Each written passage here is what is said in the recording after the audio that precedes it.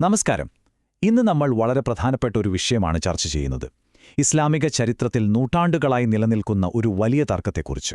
ആരാണ് ശരിക്കും ദൈവത്തെ പ്രതിനിധീകരിക്കുന്നത്? ആർക്കാണ് അതിനുള്ള അവകാശം? നമ്മുടെ സ്രോതസ്സുകൾ പറയുന്നതനുസരിച്ച് ചരിത്രത്തിന്റെ ഗതി തന്നെ മാറ്റിയ ഒരു നേതൃത്വ പ്രതിസന്ധിയെക്കുറിച്ചാണ് നമ്മൾ ഇന്ന് സംസാരിക്കാൻ പോകുന്നത്. ശരിക്കും ഈയൊരു ചോദ്യത്തിലാണ് കാര്യമിരിക്കുന്നത്, അല്ലേ? ദൈവത്തിനു വേണ്ടി സംസാരിക്കാൻ ആർക്കാണ് അവകാശം?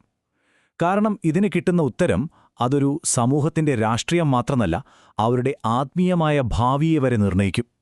അപ്പോൾ ആരാണ് ആ യഥാർത്ഥ പ്രതിനിധി? ഓക്കെ, അപ്പോൾ ഈയൊരു വിഷയം വ്യക്തമായി മനസ്സിലാക്കാൻ നമ്മൾ 5 കാര്യങ്ങളിലൂടെയാണ് കടന്നുപോകുന്നത്.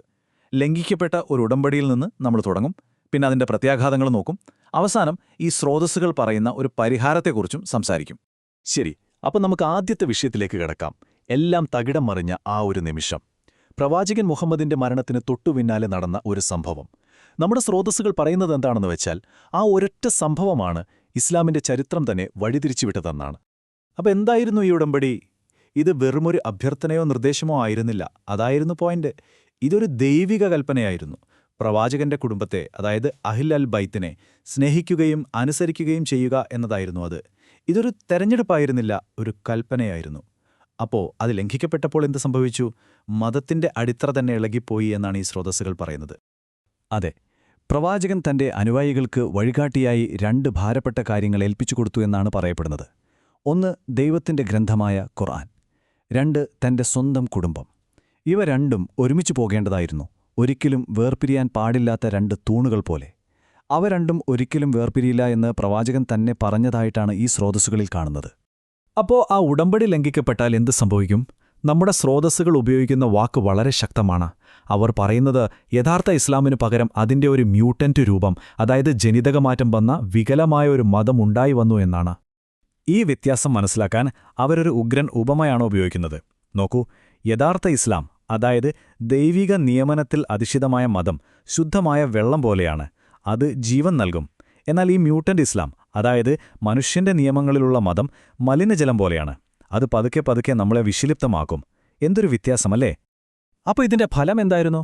നമ്മുടെ സ്രോതസ്സുകൾ പറയുന്നത് ഇന്ന് പല മുസ്ലിം രാജ്യങ്ങളിലും നമ്മൾ കാണുന്ന ഭിന്നത, അടിച്ചമർത്തൽ, ദുരിതം, ഇതിനെല്ലാം കാരണം ഈ മ്യൂട്ടന്റ് മതമാണ് എന്നാണ്. ചരിത്രത്തിൽ സംഭവിച്ച ഒരൊറ്റ പിഴവ് നൂറ്റാണ്ടുകളോളം നീണ്ടുനിൽക്കുന്ന ഒരു ദുരിത പരമ്പരയ്ക്ക് തുടക്കമിട്ടു എന്നാണ് ഈ വാദം. ശരി, ഇതോടെ നമ്മൾ ഈ ചർച്ചയുടെ ഏറ്റവും പ്രധാനപ്പെട്ട ഭാഗത്തേക്കെത്തുകയാണ്. ദൈവത്തിന്റെ നിയമനവും മനുഷ്യന്റെ നിയമനവും തമ്മിലുള്ള ഏറ്റുമുട്ടൽ.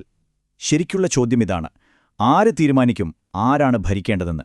ദൈവം തീരുമാനിക്കുമോ അതോ മനുഷ്യർ തീരുമാനിക്കുമോ?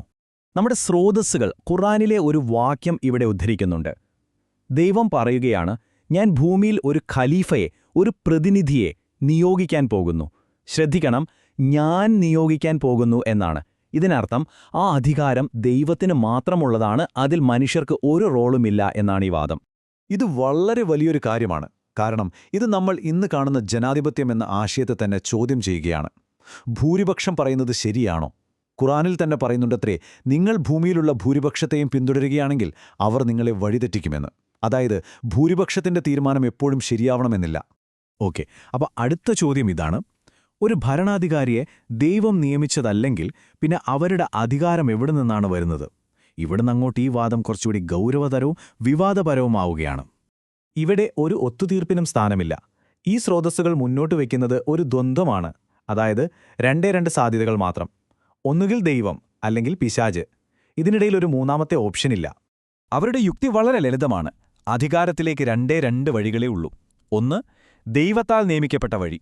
2 ആ വഴിയിലൂടെ അല്ല വന്നതെങ്കിൽ പിന്നെ സ്വാഭാവികമായും അത് പിശാചിനാൽ നിയമിക്കപ്പെട്ട വഴിയാണ്, വേറെ വഴിയില്ല. ഈ വാദം ഉറപ്പിക്കാൻ അവർ ബൈബിളിലെ സുവിശേഷത്തിൽ നിന്നുള്ള ഒരു കഥയാണ് ഉദ്ധരിക്കുന്നത്.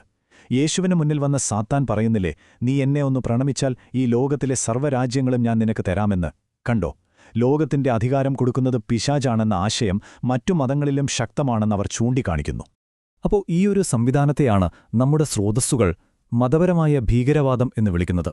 അതായത് അനധികൃതമായി അധികാരത്തിൽ വന്ന ഭരണാധികാരികൾ ജനങ്ങളെ തങ്ങളുടെ കീഴിൽ നിർത്താൻ വേണ്ടി മതത്തെയും മതഗ്രന്ഥങ്ങളെയും ഒരു ആയുധമായി ഉപയോഗിക്കുന്നു. ആളുകളെ ഭയപ്പെടുത്തുന്നു.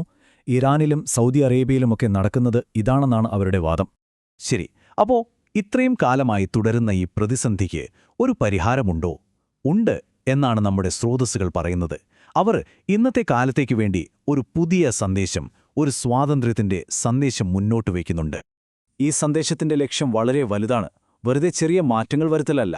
കഴിഞ്ഞ 1400 വർഷമായി വഴിതെറ്റിപ്പോയ ചരിത്രത്തെ നേരെയാക്കുക, അതിനെ തിരുത്തുക. ആ മ്യൂട്ടന്റ് മതത്തെ ഇല്ലാതാക്കി യഥാർത്ഥ ഇസ്ലാമിനെ തിരികെ കൊണ്ടുവരാൻ ഇമാം മഹദി വന്നിരിക്കുന്നു എന്നാണിവർ പറയുന്നത്. അപ്പോ എന്താണ് ഈ പുതിയ സന്ദേശം നമുക്ക് വാഗ്ദാനം ചെയ്യുന്നത്? 3 പ്രധാന കാര്യങ്ങൾ. 1. യഥാർത്ഥ വിശ്വാസം തിരികെ കൊണ്ടുവരാൻ ദൈവവുമായൊരു പുതിയ ഉടമ്പടി. 2. ഈ വ്യാജന്മാരായ ഭരണാധികാരികളെ പേടിയില്ലാതെ ജീവിക്കാനുള്ള സ്വാതന്ത്ര്യം. 3. പിശാച് നിയമിച്ച ഈ ഭരണാധികാരികളുമായി ഞങ്ങൾക്കൊരു ബന്ധവുമില്ലെന്ന് ലോകത്തോട് വിളിച്ചു പറയാനുള്ള ഒരു ആഹ്വാനം. യഥാർത്ഥ സ്വാതന്ത്ര്യം എവിടെ നിന്നാണ് കിട്ടുന്നത്?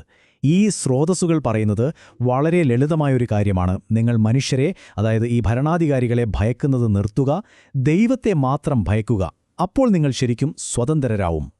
അപ്പോൾ ഇത് നമ്മളെ ഒരു വലിയ ചോദ്യത്തിന് മുന്നിൽ നിർത്തുകയാണ്, അല്ലേ? ഭരണാധികാരികൾക്ക് ഒന്നുകിൽ ദൈവത്തിൽ നിന്നോ അല്ലെങ്കിൽ പിശാചിൽ നിന്നോ മാത്രമേ അധികാരം കിട്ടൂ എങ്കിൽ, ഇന്ന് നമ്മളെ ഭരിക്കുന്ന നേതാക്കന്മാരുടെ അധികാരം എവിടെ നിന്നാണ് വരുന്നത്? ഈയൊരു ചിന്ത നിങ്ങൾക്കായി വിട്ടുതന്നുകൊണ്ട് ഇന്നത്തെ ഈ വിശകലനം ഞാൻ അവസാനിപ്പിക്കുന്നു. അടുത്ത തവണ കാണാം. നന്ദി.